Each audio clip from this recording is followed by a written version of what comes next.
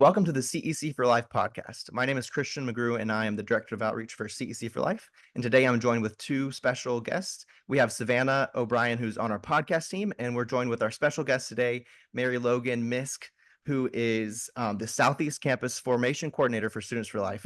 Mary-Logan, please introduce yourself and kind of tell us how you got into the pro-life movement. Yeah, absolutely. Like Christian said, my name is Mary-Logan, and I work full-time in the pro-life movement for Students for Life of America. And one of the biggest reasons how I started my pro-life journey is because I knew a woman who became pregnant her senior year of college. She was attending University of Notre Dame. And when she found out that she was pregnant, she told her boyfriend at the time, who she had been dating for about a year, and he was pacing back and forth. And he was trying to weigh out how to cope with that news. And one of the first things he said was, "It's okay. I'll drive you to Chicago. I will pay for it myself." And so he was pressuring her into an abortion. And this woman responded, and she said, "No, that's not something I was ever raised to believe in. And I'm ultimately pro-life." And which he responded and said, "Well, I'm pro-choice." And she knew that no amount of shame or guilt was going to pressure her into having an abortion.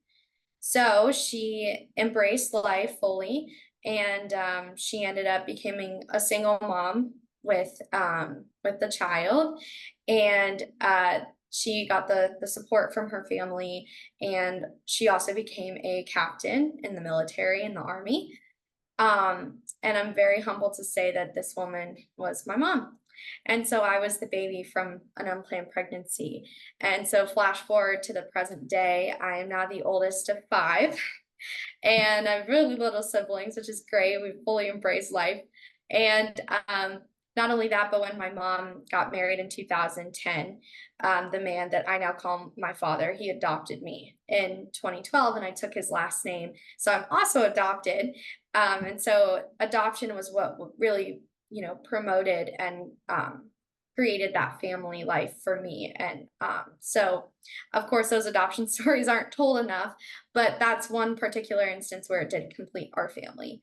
And so, yeah, that's how I really got involved in the pro-life movement. And I think that if I have, which I don't have too many pro-choice friends left, but the ones that I do, I think that they know that they would have to change my whole life story to change my mind. And I don't think that's a bad thing. I think that that's a really beautiful thing to encounter and to share with other people. So I just figured that if I was lucky enough to be born based off of my mom embracing life and seeing that life within me in the womb, then who am I to not protect those who can't defend themselves and also support women like women in my mom's position through unplanned pregnancies. I also wanted to mention as well that not only was she pressured by my biological father, but she was also pressured by a nurse in a clinic who, when she went to the center to confirm her pregnancy, the woman kind of face and shocked, and she ended up responding and saying, "Well, I just want to assure you you have other options." And she actually ran out of there so fast because she knew that she had this instinct to protect me. So that's really how I'm here today, is because my mom, had that instinct to protect and defend, and that's what I want to do for the rest of my life now. That's an awesome story, and I'm so glad that God was able to use you to do pro-life work and how it's so influential in your life based on your story, and that's just amazing. So how did you get involved with Students for Life and getting to the position that you're in right now with Students for Life? Yeah, great question. So, I attended the University of San Diego in California. So I have experienced a lot of pro-choicers, probably some of the most extreme ones that I've ever seen in that kind of area. And so while my time at University of San Diego, I was president of College Republicans. And at the time, I wanted to incorporate pro-life values within our club. And so I felt that the way to do this was to create almost a pro-life branch under the club. And so I called it Toreros for Life. And I had one of my close friends who is also a huge pro-life advocate lead the group. And my senior year of college, we ended up hosting Kristen Hawkins on our campus. And again, a lot of people forget, but University of San Diego is a Catholic university. And so we hosted Kristen Hawkins, and she came to our campus. This was November 2021. So remember, this is the months before the leak and months before the final decision of the overturning of Roe v. Wade. So this was a very hot topic at this point. And so we had her come to campus, and it was for the Future is Anti-Abortion tour. And so me and my friends, we went all over the school, posting flyers, getting A-frames. And of course, they were torn down, they were moved, they were vandalized. And of course, this is school property. So then the school was pretty upset about it too. And so the day finally came, and we hosted Kristen Hawkins, and there were about 100 protesters outside.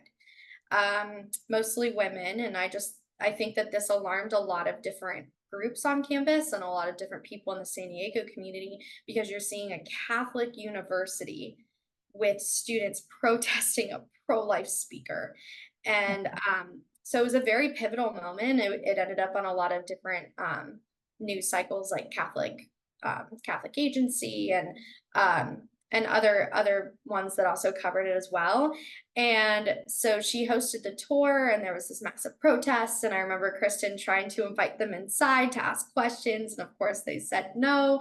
And I think that was really brave of our club to do that, because everyone knew names and they knew that we were connected with pro-life on campus.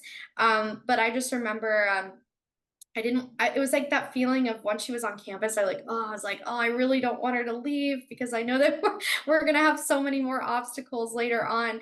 But that's actually how I got connected with Students for Life in the first place, was having that relationship with them as a student, inviting her to my campus. And then I applied for a position, and I ended up getting the job. And so now I'm in Florida, and I've been working full time with them for 2 years now. So that's how I got involved with Students for Life. That's awesome. So you wrote an article recently, and me and Savannah read it, and we both agree it was really good. Yeah. It was an article it was like a letter to Taylor Swift and her decision to endorse the Harris-Walz campaign because of the issue of abortion. Is that right? Yes. And so the Daily Wire published it, and I just wanted to give you an opportunity to talk about that. And we read it was really good, and just to let us know how that happened and kind of just what's in there, so that people can know about that situation who might not know, and how influential Taylor Swift's endorsement is to all of her fans.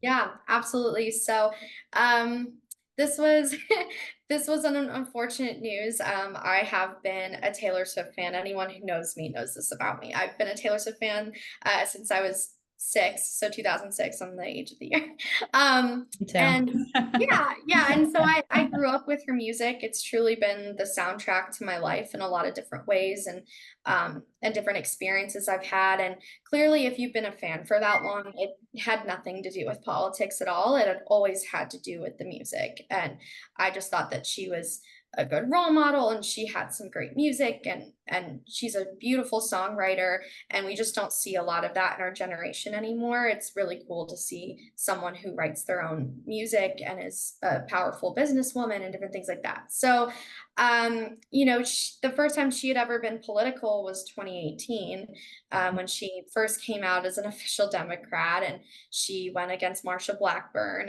and that was the first kind of pivot into politics. And I think that shook up some fans a little bit, because she has a lot of them, first of all. And but that doesn't mean that they're all left-leaning. There's certainly a lot of conservative Swifties and Christians and Catholics in that midst too, because it's so diverse. And so it's not so much so that this endorsement was shocking if you had known that about Taylor. It was more the fact that we didn't think that we thought that she would be smart enough to sit this one out. And there were several reasons for her to do that. One being, she was plotted against from ISIS. They were going to come after her and try to kill her at her concert. And I think a lot of people they kind of saw this. And just for a backstory here, it was Swifties for Trump started trending on Twitter Yeah. because of this, because people were saying, oh, well, this wouldn't happen if Trump was president. He would make sure that that wouldn't even happen. So I think like strategically, it wouldn't be a smart decision to come out and endorse anyone. I feel like with her kind of platform and the success of her Eras tour. So that was more what was shocking. But not only that, she went into specifics with this endorsement in particular. She took stances on, which we already knew about, LGBTQ rights. That wasn't shocking. But she took a stance on IVF. She claimed that she was pro IVF. I didn't know that about her. She also, had in bold that she was impressed by Walz because of his support for women's rights. That was an interesting take. Yeah. So again, reading this minutes after the debate was over, I knew that I could not sleep that night. I was very upset. I was just really sad, and I just wanted to put all of that emotion into words. And so I stayed up until 2 a.m. that night, and I wrote the article. And I originally had the intention of submitting it to Students for Life just as a particular blog post that they normally do, and they encourage our employees to write, and they help publish them and get them on their page and everything. But the next morning they ended up telling me, okay, we're gonna pitch it to the Daily Wire. And I was like, what? That's crazy. They're like, yeah, we loved it, and we want to get it to reach more audiences. And I could not believe it happened so quickly. And then hours later, the Daily Wire published the article, and there were several comments.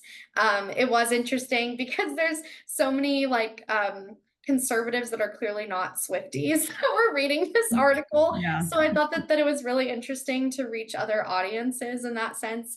But yeah, for those of you who maybe are interested in reading the letter or want to know more about the letter, really it's an open letter to Taylor Swift on her endorsement coming from a diehard Swiftie. And so I kind of go through how she claims that she's done all this research into the candidates and to the policies, but clearly she hasn't, because it makes her look like an abortion extremist, because we know that the Walz and Harris administration is for abortion all the way up to 9 months, even after 9 months.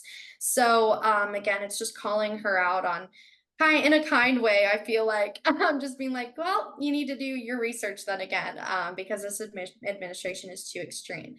Now, when the article dropped, it was about days later, there were news articles coming out. Actually, I found this very shocking, and it gave me a lot of hope. There were news articles that came out that basically said Taylor Swift's endorsement didn't have as much of an impact on people as we thought. I was just, I mean, I don't want to say I was so shocked, but I was surprised, because this is definitely a different election than 2020. I think it feels very different than 2020 for a lot of different people. But this one in particular, they talked about how 8%, only 8% were actually felt like they were impacted by Taylor's endorsement and likely to vote Kamala Walz. And a whopping 20% of people actually said they weren't impacted at all, and that they were not going to vote for a Walz Harris ticket.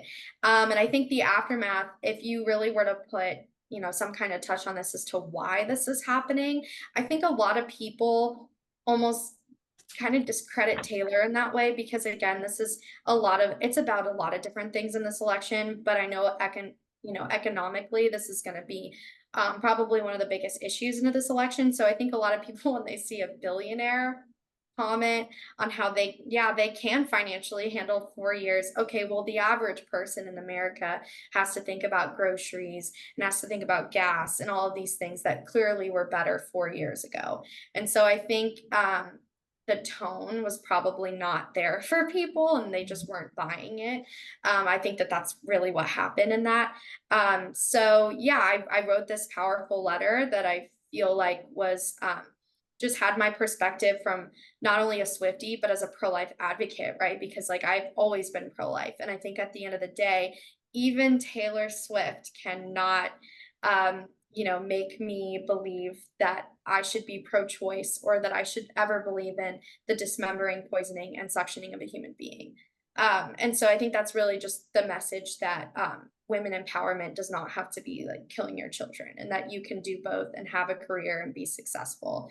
And so that's a little bit about the article. It was picked up by Pat Gray with his podcast Unleashed, and he read the whole letter, and it was so beautiful to just hear someone else speak on it on their podcast and talk about it. Glenn Beck said something about it. It was just, it's so cool to see how many different people it reached, and just to see it spread like that, and that I'm clearly not the only pro-life Swiftie out there. Yeah. So Yeah. No, that's awesome. I definitely I was so happy to see it was beautifully written, and like I was so happy to see it and to read it as like finally a Swiftie who can, relate to this problem. Yeah, I mean, my sisters and I all grew up like listening to Taylor Swift too, and it's been hard the past, few years and stuff since she decided to come out, and start talking about politics and stuff, and take this stance against it.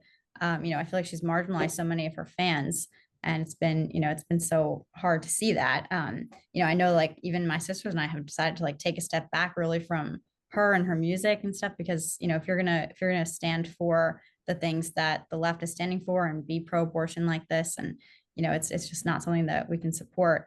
And so it's been interesting to see. But you were talking about what you said in the article about how she at the Eras tour she had 63 million fans, and that's equivalent to the numbers of babies who have been killed since Roe v. Wade was overturned. That was so striking to me, like to see that comparison.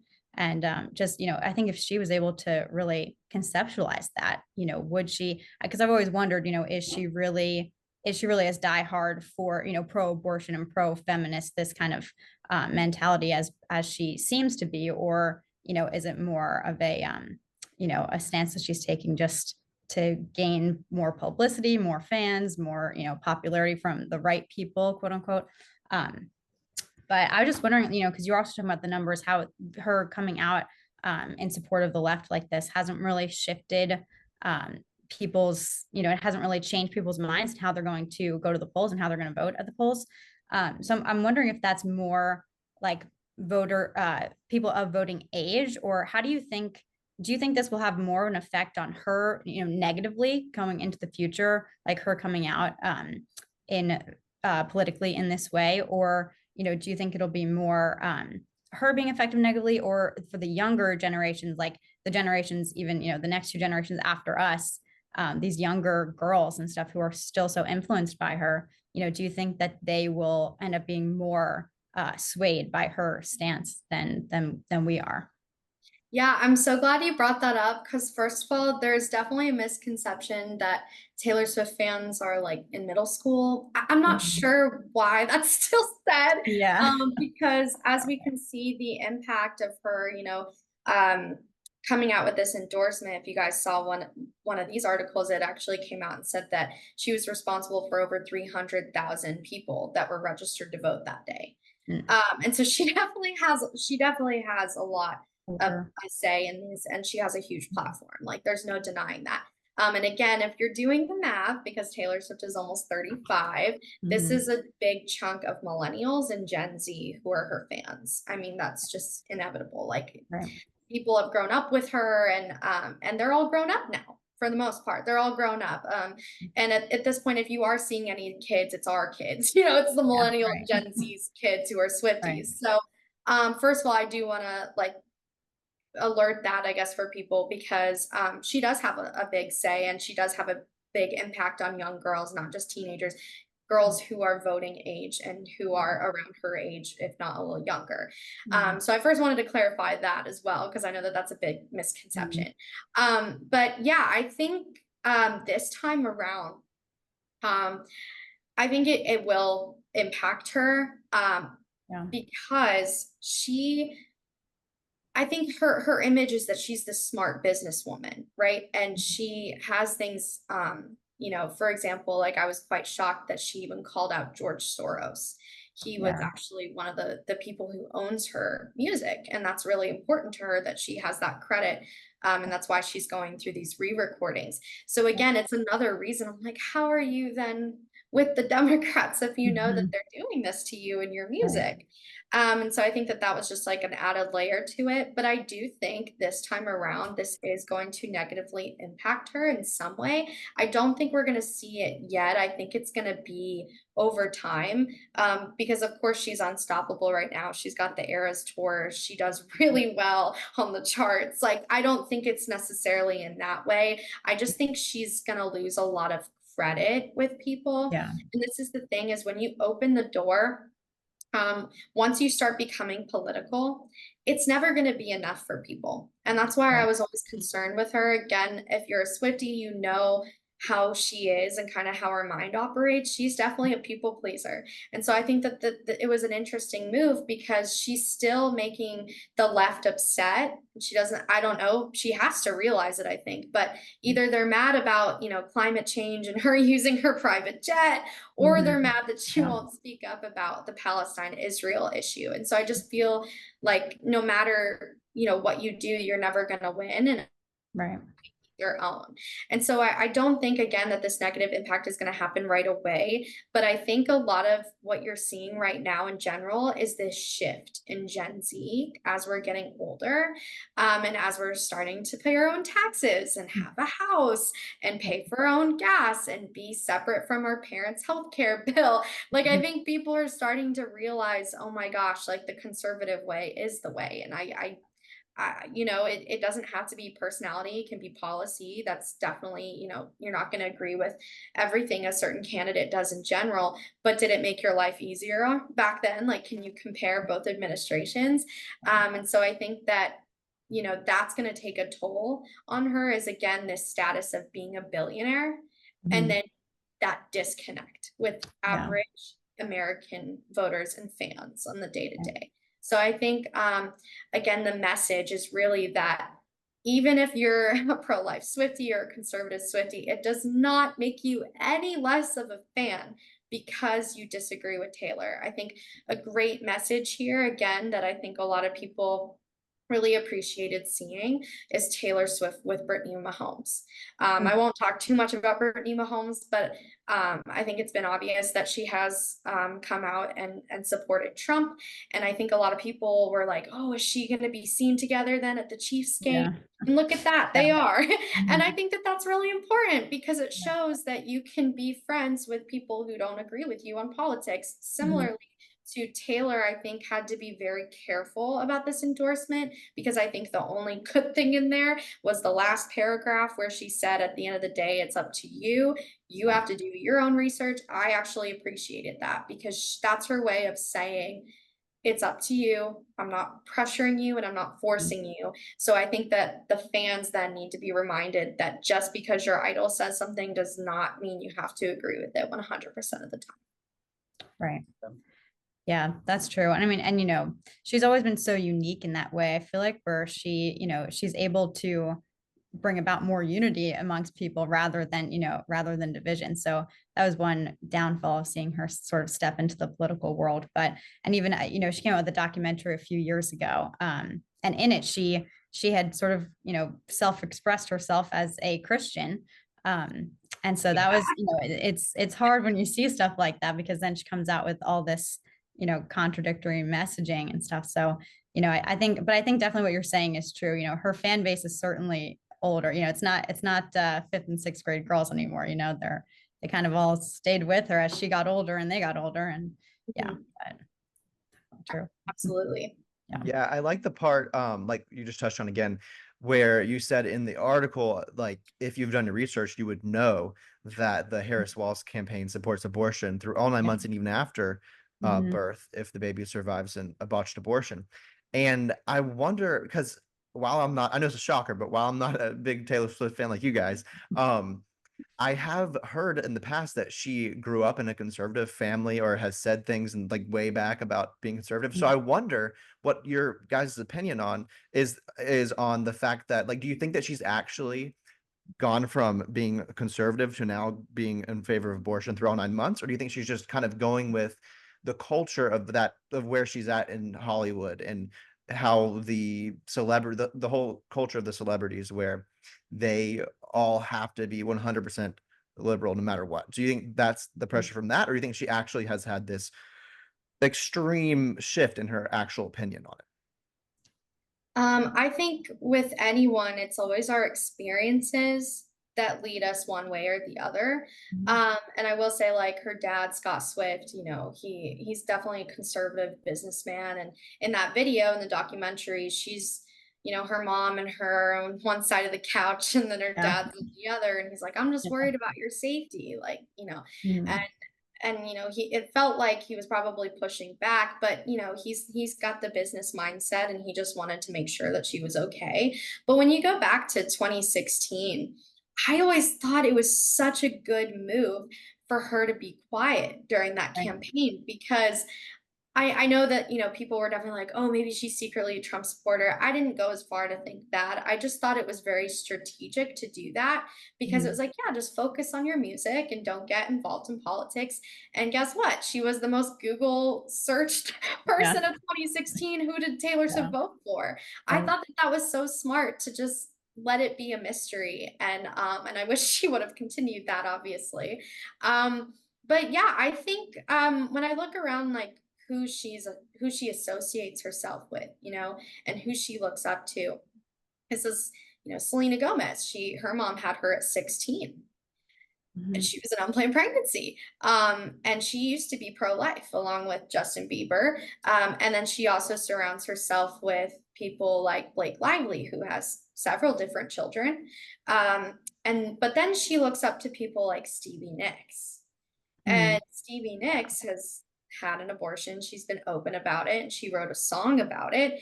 Yeah. And so if you saw, like, when Taylor Swift had her endorsement, Stevie Nicks it was cringe, but she had her own tweet, and signed it "Childless Cat Lady," which I'll Yeah. get to in a second. But there is Yeah. nothing empowering about those words. If anything, it's really sad. I do not want my legacy, nor do I want Gen Z to feel like their legacy is their cat or their dog. Right. I think that's something that's in the culture that we're fighting right now, is that you know, this idea that you can't do both, that you can't be successful and have children and embrace children, embrace life, and instead we're this culture of death, that puts our pets on pedestals almost. Yeah. And so Yeah. when I looked at that Stevie Nicks comment, I almost kind of thought to myself, maybe this is Taylor just feeling like she has to know so many different stories of these women in Hollywood.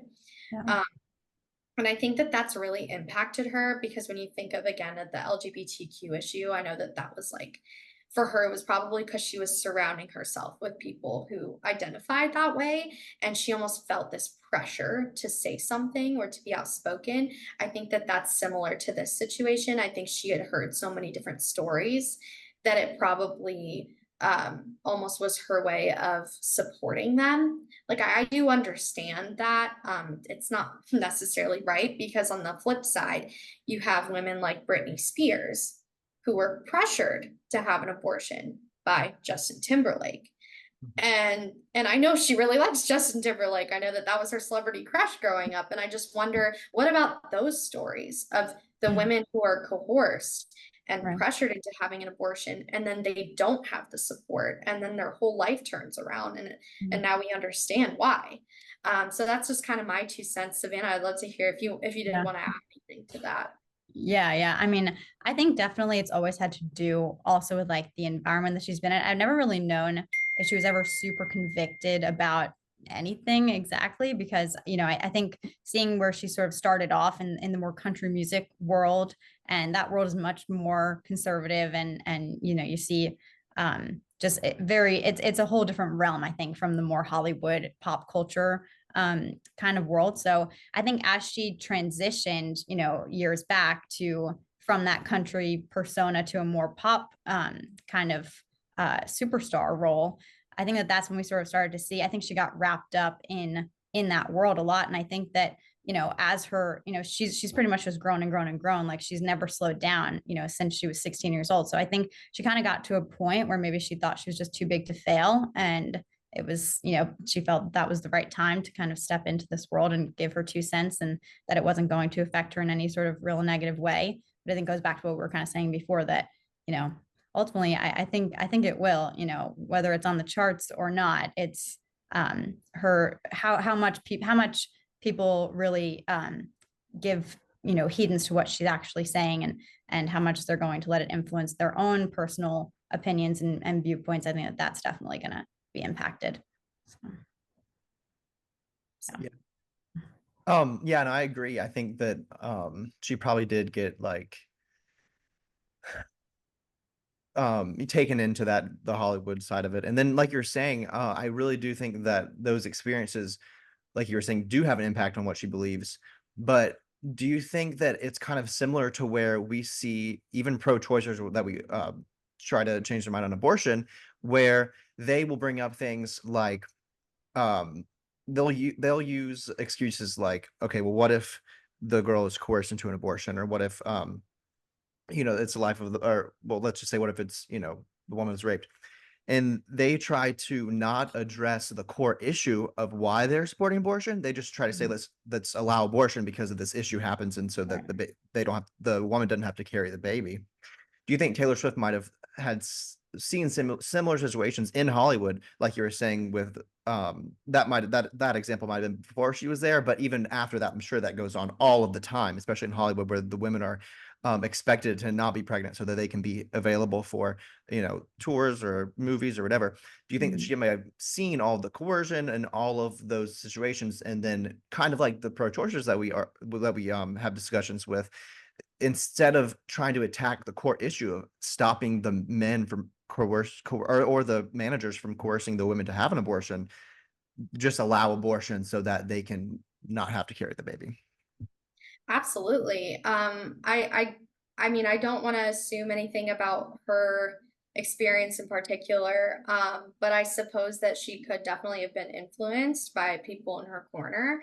In that sense, I think of also, I mean, I know I already said Britney Spears, but then her sister too experienced the unplanned pregnancy when she was 16, and I think that was the stop to the show Zoe 101. And I know that she ended up saying that she was pressured by several people, like in Hollywood, on Nickelodeon, to abort her kid because they cared more about the show and probably protecting her. I know she was a young child, but she embraced life. She wanted to embrace life, and she knew that that was the right thing to do. And so I definitely think that there's certainly situations that I'm sure happen where they're like, well, this is going to impact you as an artist, and you can't do this. Similarly to what they told my mom, that you have too much going for you, and you don't have time and room for this in your life. And I think that that's where we have to take that ownership and responsibility.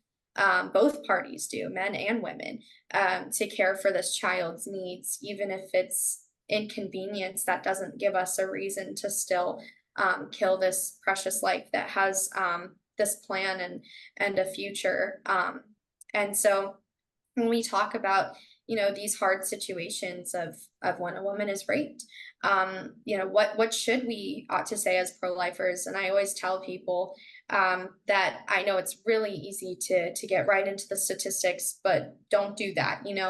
We don't know who this person is that's bringing this issue up to us. We don't know if they've been personally impacted like that, or family member or friend. It can be very triggering for people.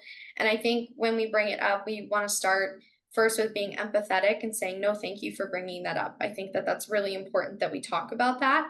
I think where you and I can both agree is that this person should be committed to the full extent of the law and have full jail time. And but where you and I may disagree is that I don't think it's okay to punish this precious life who is just existing for the crimes of their father.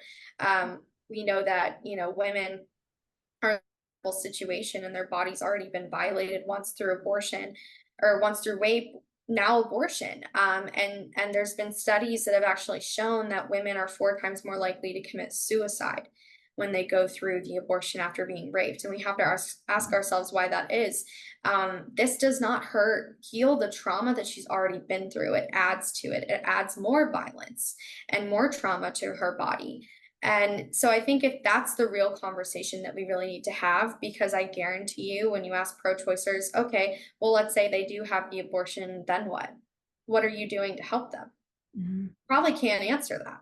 And so I think it's really important that, again, we emphasize that she needs resources, she needs encouragement, she needs empowerment. And I don't think it's okay to use these stories to further this agenda, because I mean, I myself know friends that are product of rape. Would we ever say to their face that they should not be here? I mean, I would hope not. I would hope no one would say that. Because at the end of the day, this is what I tell people when I'm on campus and when I'm talking to young students is our value does not hone in on and how we were conceived, especially if you can't control that. None of us control the way that we were brought into this world, whether it was in a loving way or a not so loving way. So that's what I always tell people, that that's not where our value comes from. So if I were to talk to Taylor Swift and I had 5 minutes of her time, I would love to tell her that. Yeah. Yeah, that's true. And I mean, I think, and even like, talking about Taylor Swift again, she had a song actually on one of her albums called Bigger Than the Whole Sky. And I think you wrote about it in your article too, Mary-Logan. But I know a lot of people were speculating about that, because of the lyrics in that song, that speculating that maybe she had even had a miscarriage or some sort of pregnancy, a complication at one point. And so, yeah, I think, it's true. Like, I think there is, in that world, there's definitely a lot of fear of, well, if I have to either choose, right? This is what we always hear, is that you have to either choose a career or, or family life, and you can't have both. And so I think that, that is something that is instilled in a lot of women in that industry, unfortunately. And I think, in that song, in her song Bigger Than the Whole Sky, I think we see her real pain in that shines through, definitely. And even if it's not written from her perspective, if it's written, from the perspective of somebody else, and that's just her sort of telling somebody else's story, I think that she does convey that, that there's real pain there. And I think that that's, sort of what you were saying before, like, it's just so important when somebody does bring up, the issue of rape, or how you're conceived, and trying to distort that, or make that the issue. I think it's just so important. We have to humanize the child in the womb. That's really what it comes down to, I think, is if we can conceptualize for people, this is a human being, and you wouldn't tell, like you're saying, you have friends who were the product of rape. Like, what would you say to them? Right? Every person, it doesn't matter how you come into this world, it's that you're in this world and you have life and dignity and value. Well said. Yeah, totally. I mean, so I know I talk about this a lot, especially on this podcast, but do you think, and I think so, but do you think that if we had a culture in general, not just Hollywood, but in general in the United States, that respected life in entertainment, in just the way that we go about life, which we haven't had for decades, ever since 1973, when Roe versus Wade went into effect. If we had a culture that actually respected life, then maybe we wouldn't kind of, because some people say, oh, what if it's rape, or if it's the life of the mother, then, which we could talk about that separately, but if it's rape, or if it's if she was being coerced or whatever, then it's okay. Well, that actually doesn't make logical sense, because if it wouldn't be okay to kill that child if the child was like you said, conceived in a loving way, then why is it okay to kill that child if that child was conceived in a not so loving way? It just is logically inconsistent with each other, if you know what I mean. And I understand the compassion, like you said, like we want to have compassion, and we just want to punish the father and not the child or the mother. And like you said, it's a second harmful, intrusive a second harmful intrusive procedure, and the first one was obviously rape, but those are two harmful things on the woman's body. So, but I think that sometimes people think about abortion, like even who are somewhat pro-life, is not like and I'm not like not us, but like some people who have limited, like they're 15 weeks or whatever.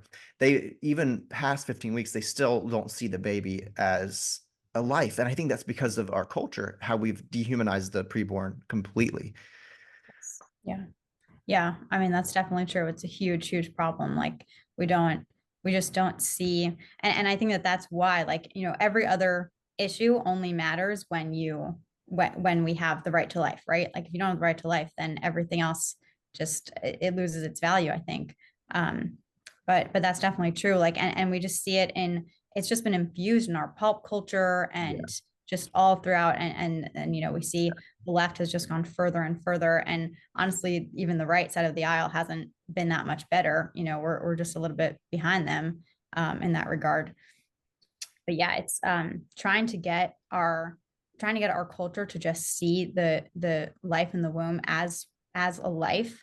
It's definitely been an uphill battle. But I do think I'm definitely encouraged by that organizations like Students for Life, and you know, seeing a lot of these younger people, a lot of, you know, younger generation people just become more you know, more involved and more convicted in this. And we see organizations like Live Action and all the videos that they put out where they'll, you know, they'll do these man on the street interviews, or they'll bring, you know, these videos of an abortion procedure, and they'll show it to people, and they'll show you in a 3-minute video how somebody will, you know, start off as pro-choice, and they'll say, yeah, no, you know, no limitations whatsoever, like up to 9 months, it's a woman's right to choose, whatever.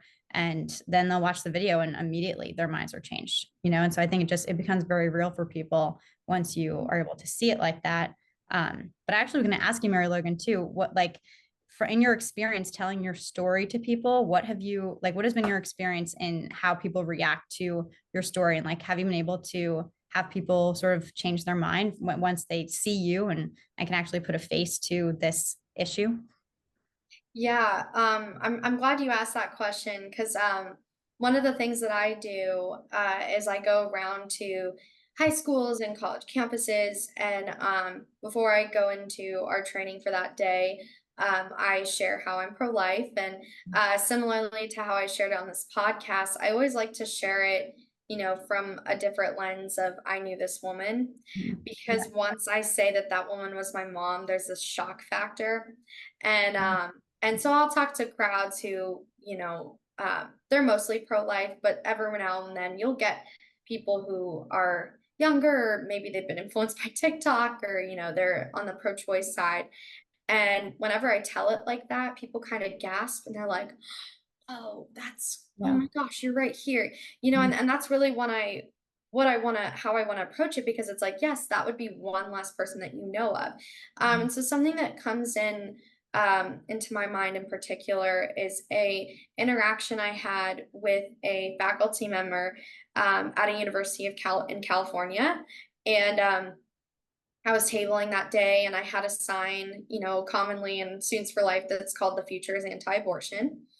And this lady came up to me, and she was wearing a mask, and she looked at the sign and she's like, "Oh, you're anti-abortion." And I said, "Yes." She's like, "Well, I've actually had an abortion." Like right off the bat, I was like, "Oh, wow, okay." And I was like, "Well, if you feel comfortable, can I ask why you felt like you needed an abortion?" And she responded and said, well, at the time, you know, I didn't have the support from my boyfriend, which we'll get to in a second. And, you know, she said that she didn't feel financially equipped or stable to have a child. And so she felt like abortion was the best option at the time. And she's like, but I'm so curious to know, like, why are you anti-abortion? And I said, yeah, thank you for sharing your story. And I shared with her, and I said, yeah, so the biggest reason why I'm pro-life is because my mom had an unplanned pregnancy with me. And her senior year, you know, she was in college, and when she told my biological father, he actually pressured her into an abortion. Um, and then and then I was like, but she embraced my life. And she was like, and you're right here. She like kind of like grabbed my arms. You're right here. I was like, yeah. Wow. And then I kept going, and I told, you know, I was telling her how then like a nurse pressured her into an abortion. And I'm not kidding. She kind of took off her mask and she started crying. Wow. And I don't want to assume, you know, what was going through her mind, but it really felt like it was almost like she was looking at me and maybe like possibly thinking about her child that could have been there. Mhm. And it basically, the conversation with ended. I said, I didn't mean to make you cry. And I was just like, I just wanted to let you know of these amazing resources, because so many women, there's this organization called Shout Your Abortion. They want to tell other people how proud they are of their abortion, but they don't let these women grieve from it. Mhm. And I said, you have every right to grieve your abortion. So I handed her a support after abortion card. I don't know. That's a great organization if anyone, is experiencing that and wants that support. So I handed her that card and she took it. And I was like, before you leave, I just wanted to ask you one more thing. And I said, do you feel like if you had known about resources like Standing With You and pregnancy resource centers, like, do you think you would have chosen differently? And she said, I don't think I would have chosen differently personally, but I do think that this should be a last resort for women. She was like, I think that we should be embracing more resources and centers. And I was like, I totally agree with you. I think that that should definitely be, we should be encouraging this culture of life and these free pregnancy resources that are there to help women.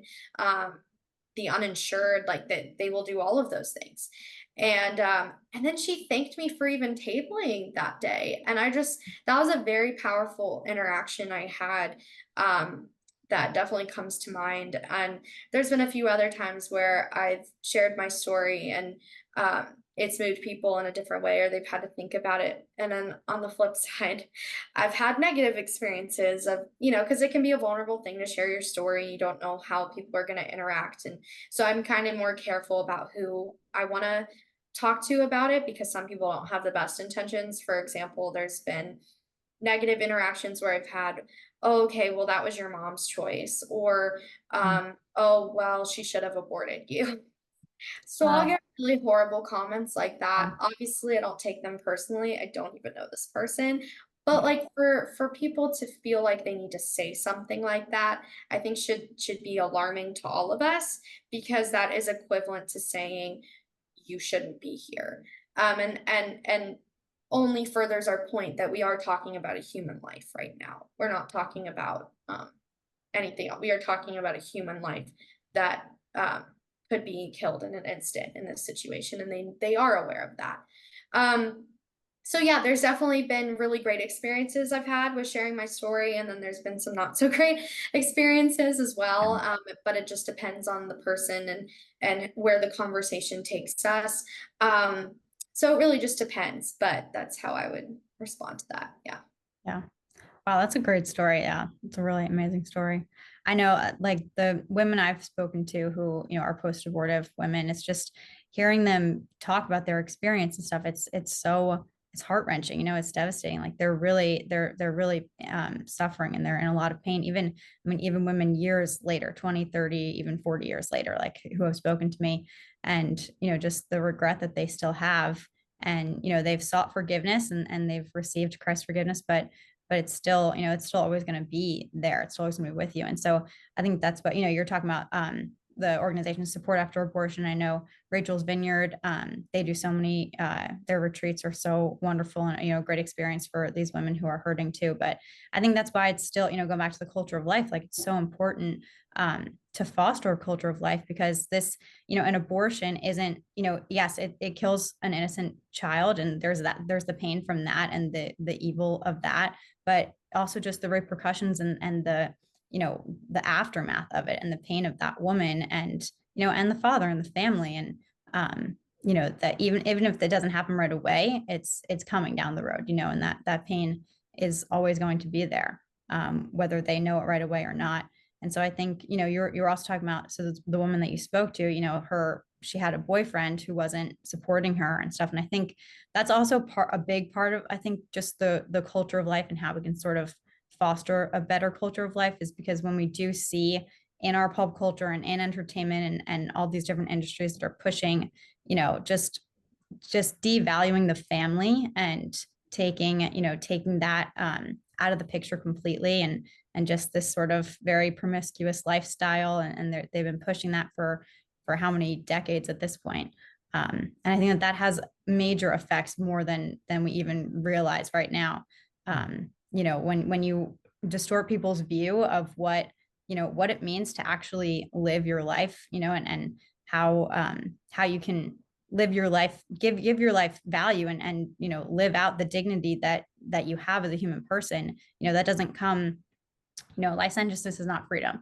And I think that more people need to recognize that. And unfortunately, they're just being fed all these, messages through, social media and television, all these things that are music, it's all, it's much more influential than I think we even realize, but yeah. Yeah, and to add on to that too, I would say that, when women face these realities and are experiencing these unplanned pregnancies, 90% of them will turn to their partner. And I feel like when they turn to their partner and they sense even a little bit of doubt, they are going to feel like they're a burden on them. And so then they'll feel pressured to have an abortion. Whereas if a man, flip to the other side, says, it's okay, we'll get married, we'll co-parent, we'll figure it out, I'll get a second job. Those are words of encouragement. Sure, there's still the factor of the unknown and how this is all going to work out. But if you're sensing that that person is 100% in, then you aren't going to most likely have an abortion. And so that's really important, especially when we're facing this reality and this culture in today's age of my body, my choice, and it's a woman's issue. And how sexist is that? I mean, how can someone who's affected and impacted by something not speak on it? And we know that men are impacted by abortion. This is a loss of fatherhood we're talking about. And I think the reality is that there's so many people and different parties and perspective and people who are really affected by abortion beyond just the siblings. These are grandparents, these are fathers, so many more. And so I think when you're looking at this issue, I always give this perspective of this new wave of feminism, right? I mean, so many young pro-lifers don't even know if they want to call themselves a feminist. I understand it, because we don't really fit into that category. I myself have attended a woman's march and have been harassed and shoved, and clearly we're not welcomed into that. And it's like, how did that happen when it was our movement to begin with, right? The feminists, the OG feminists, Susan B. Anthony, and many others, they were pro-life advocates, and they always thought that abortion would be harmful to women, and they were definitely right. And so I think what you're seeing in this new wave of feminism, the easiest way to describe it is this idea that women want to be equal to men. And most likely when you're looking at these scenarios and situations, men are most likely going to be the ones to walk out during a pregnancy, leaving the woman left alone, or to be a single mom, or different things like that, or not taking responsibility. Whereas women, physically have that baby. They can't hide it. They can't just pretend like nothing's happening because that's what happens. And so with this idea of men walking away from the pregnancy, I think women, which I understand, they're like, well, if men can walk away, why can't I? I want to walk away from the pregnancy and have that choice. And so I think that's how we've gotten in today's modern new wave feminism, is this idea of women being like, well, then I'm going to walk away from the pregnancy too. And so then you're opting out of that responsibility. Both parties are. Whereas we need to have a culture that has both parties in this conversation equally. They're both parents. It takes two to tango, and it's both of their child and their children. And so I think when we're faced with this reality, we must have this culture of life and this culture of responsibility that takes place, because yes, you had that choice prior, and the baby doesn't just magically appear. Those actions were taken place. And so because of that, I think we really need to be careful with the partner that we're engaging with. And if you don't see them as a future husband or whatnot, then maybe don't participate in those things. And so I think that that's what we really need to focus on in our culture, again, is this idea of this shared responsibility from both of the parents. Because the reality is that they are already parents. Like once that baby is there, they are both parents. Yeah. Right. That's such a good point. Yeah. Getting people to understand, like, you're not a mom. Like, your first Mother's Day happens when the baby's still in the womb, not after. Like, that's, you're a parent as soon as that baby is conceived. And yeah, that's what, the goal needs to be, is getting people to really understand that more. Yeah. No, you're right. The destruction of the family and the dehumanizing children is a huge issue. And I think that that started with Margaret Sanger, at least in the United States, Yeah. and Planned Parenthood and birth control. And, Yeah. since then it's just gotten worse and worse. But Right. yeah, just having a culture that respects life and that Mhm. involves the father and those decisions. Well, if the father's gonna be pro-life, but no, but the father does have to be involved with it because that will, or they have. So if, like you're saying, if we can give, because what the left wants to do is say, no uterus, no opinion, and so the father doesn't have a say. And so then it kind of is like you have all these men, and I've talked to a bunch of them on college campuses, well, on my college campus that I went to, UNF, and a bunch of these men were like, well, I mean, it's her choice, so we're just gonna, it's okay, like it's up to you. And that, like, answering your girlfriend, it's up to you, kind of just means you like have an abortion, because Yes. it Right. what you should say is what you're saying, Mary-Logan, is um I'm here for you. We can get married, I'll have two jobs, we'll make sure that we'll figure this out, and we'll create a life for this child that the child deserves. Mhm. That's the Absolutely. correct response from the man. Yeah, Right. definitely. If you want to shift to Amendment 4, I definitely have some talking points on that, Yes. as we were talking about, health of the mother and Mhm. just definitely like fighting those abortion on the ballots. If you did want to talk about that, I definitely Yeah, have a lot to say definitely. on that topic too.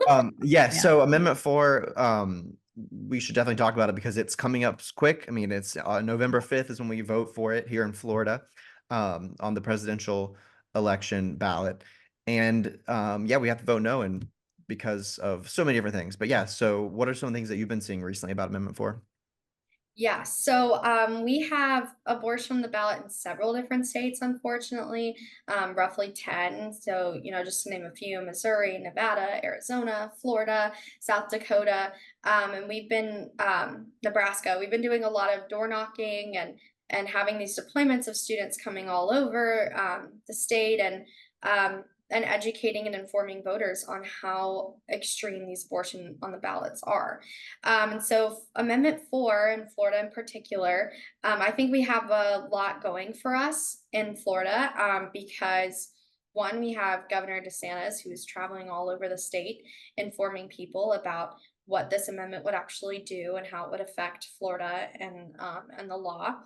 And then we have finally Donald Trump, who came out and said, vote no on Amendment 4 because he's against, the late term abortions, and that would happen if this amendment is passed.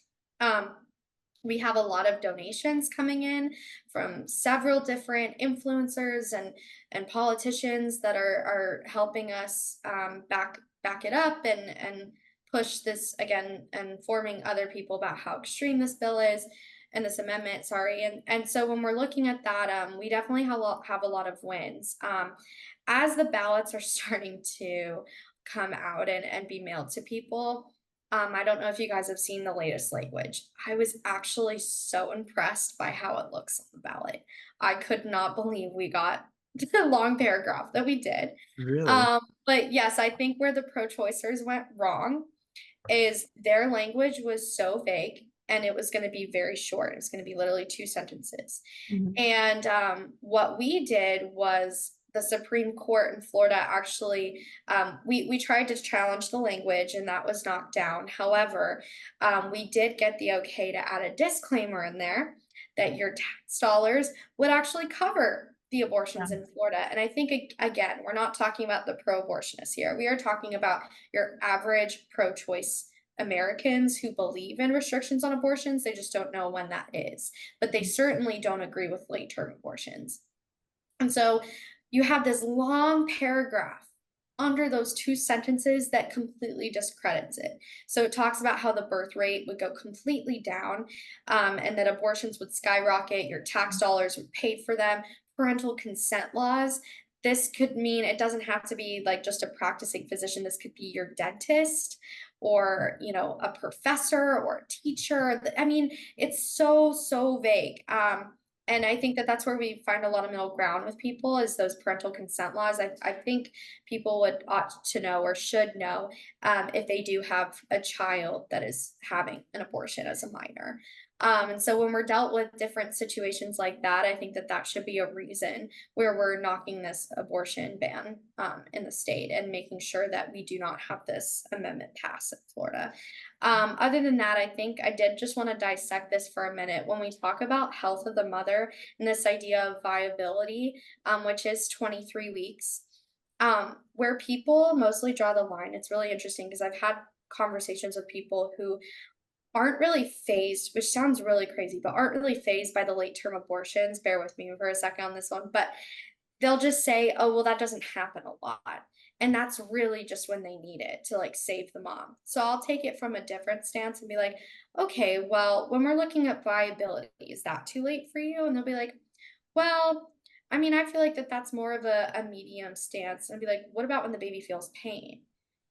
And I had one interaction with this student, and he said, well, yeah, but that happens around viability. And I said, no. What if I told you it happens a lot earlier? And he said, when? And I said, 12 weeks. It can happen between 12 and 15 weeks. And he looked at me, he's like, no, that's not right. And I said, do you know about the Mississippi case? The one that was the law that overturned Roe v. Wade. And he was like, remind me what happened there. And I said, yeah, it was because they wanted to pass a 15-week ban in their state that said because a baby can feel pain, this should be allowed in our state because science has proven this. And so when we look at that, I said that's actually, it directly contradicted Roe v. Wade because of the viability. It was much earlier. And so what we saw with this law was the Supreme Court said, okay, you're right. The 14th Amendment does not grant privacy or liberty or access to abortion. And so that's why it was overturned. And so I was like, you can look it up if you'd like. And I saw the gears start to change.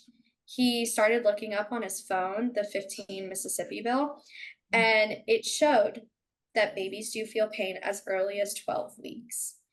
And so that completely changed his mind. He did not know it was that early. So when we're looking at, again, the middle ground, I think a lot of people actually agree that once a heartbeat's detected or once a baby can feel pain, they are most likely to be more pro-life in that sense or have those restrictions of abortion at that point. So when you're talking about Amendment 4, and it says up to viability or in cases of health of the mother, we have to go back to Doe v. Bolton, which was a law that was actually passed the same day as Roe v. Wade. And I actually have more of a problem with this law than I do with Roe v. Wade. And it's overshadowed. And here's why. It's because Roe v. Wade allowed women to have access to abortions in certain states. But Doe v. Bolton made it so that a woman could have an abortion for any health reason. The problem is that health was never defined. So this could mean I'm simply too young to have an abortion, or I'm not financially stable to have an abortion, even though it doesn't show you what is financially stable to have a child. And so for all of these reasons, it's so hard to actually understand what it means when someone says health of the mother. So when I get students that bring health, what about in cases of health of the mother? I'll actually ask them, I'll be like, well, can you give me an example? And normally they can't do it because they don't understand what it actually means. And so if they do give, on the off chance that they do give me an example, for example, a woman's heartbeat is drastically increasing and decreasing as she's going into labor, the protocol for any doctor is they take a Hippocratic oath that they will do no harm to their patients. If they can, they will save both lives. And the best way to save both lives is through a C-section. Yes, it's not the most ideal, but if it gets the baby here and the mom is safe, then that's what they need to do. I can tell you an abortion as she's going into labor is certainly not safer. Right. I cannot fathom that because you are talking about a fully formed baby that is seconds and minutes and hours from going through the birth canal. And, so it's just unfathomable. And we're looking at this conversation happening these past few months, ABC, fact checking this and this becoming a conversation. I'm so glad that this is coming to light because everyone needs to know that this is happening. This is not, made up, and this is not fake news. This is a real thing that babies die from late term abortions. Not only that, but like you said, Christian, earlier, botched abortions. Like, what does that mean? It means that when women go through with the abortion and the baby actually survives that abortion, for example, saline abortions, they don't even use that method anymore. And the irony in it is that it's because it doesn't work. That's what's really like just chilling and very sad about it. And so even when they inject this poison in the mother's womb to basically cut off that nutrients and kill this baby, sometimes it doesn't work. And so if the baby survives this abortion, there are certain laws that actually allow doctors to leave the baby on the table and not attend or help the baby because it was meant to die. And I think that that should it'd be sickening to every single person. It doesn't matter if you're pro-life or pro-choice. This is, again, above anything else, religion or politics. This is a human rights issue first. And that's really what we try to focus on with young people and with Students for Life, is that we want to have these conversations so that people can really see this humanity in the womb. Christian, as you were saying earlier, I thought that that was a really good thought that you had of what if our society did have this culture of life? What would that look like? It's even hard to picture that, but in an ideal situation, what would that even look like? And I think for me, like, we have to understand that the patterns that our country has had of dehumanizing individuals time and time again because they lack something, whether it was color or gender or religion. We've had horrible, gruesome things that have happened. And this isn't even that long ago, but when you're looking at slavery and racism and the Holocaust, we've had to redefine in Article 6 what it means to be a human. Many people forget why the 14th Amendment was created in the first place. It was to grant Black citizenship and equality in the United States, making us all equal no matter what color we are.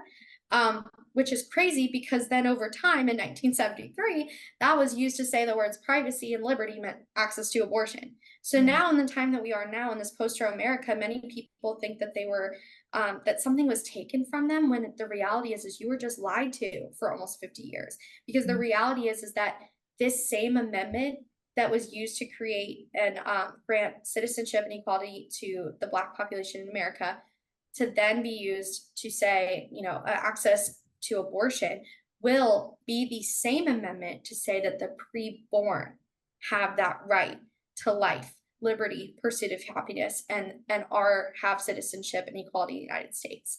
When that will happen, I have no idea. But I think that that is when we have won the debate, is when we have to go back, because something so gruesome has happened. Obviously, we already think that now, but something so dire that's going to wake so many people up has to be addressed, and we have to yet again define that personhood. Sorry, Yeah. that was a lot, but I did want to get into I know that was great. Yeah. No, that's really good. Yeah, you're Yeah. completely right about how, Amendment 4 compares to Joe Bolton, and also just how, like you're saying, the culture of life is needed to have the preborn in the 14th Amendment. That's the ultimate goal, and hope we can get there at some point soon, but it might take a little while, but hopefully. Yeah, I mean, I think what you're saying too about just like, people, how you're talking about like the guy who didn't know, that a baby can feel pain at 12 weeks. So once he looked it up, it got, it started changing his mind. I mean, I think, that's something that there's so much of a lack of education right now for people, and they just, there's so much that they don't know about this issue.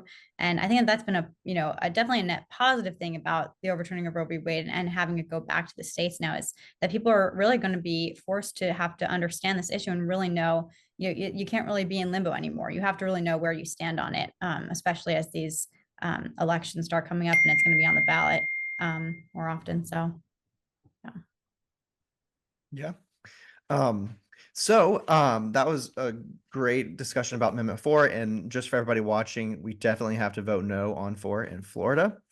One of the things that we're doing in Florida that we will talk about here is Defending Life Alliance of Florida, and this is an organization that we started recently, and Mary-Logan's on our board of directors. Savannah is on the board of directors and is the secretary, and we're going to host the annual Florida March for the Preborn, and this next year is going to be in Tallahassee in 2025 on April 5th. And so everybody should come. We're super excited to have Mary-Logan on the board, and she's helping out with a lot in Florida and just getting connected with different organizations. So we are super excited about that and hosting the march.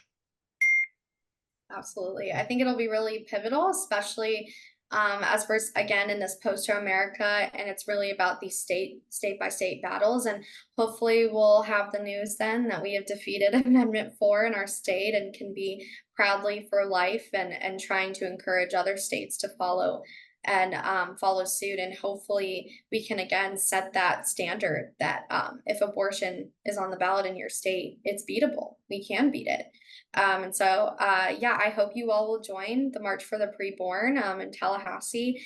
Tell your friends about it, tell your family about it. It'll be a great way of, again, just showcasing how many people in Florida are trying to defend life in our state. And, you know, despite all the state by state hurdles that we're going through, we're going to set that standard, right? That our fight is just getting started. It's not even close to being over. So again, just re-energizing that pro-life generation and the post-Roe generation to, you know, really value life and talk to their peers about this issue and inform them is so important and crucial. So hopefully you'll join us. We have some amazing speakers, so that'll be exciting once that's announced. So yeah, we hope you'll join us. And I don't know if there's anything else you wanted to add, Christian, but I just wanted to say thank you to Christian and Savannah for having me on, and I appreciate everything that we've discussed, and I really hope that it reaches many and they can really think about this issue. Yeah, Yeah, totally. thank you. Well, thank you so much, Mary-Logan and Savannah, for coming on today. This was a great podcast, and thank you for everyone for watching.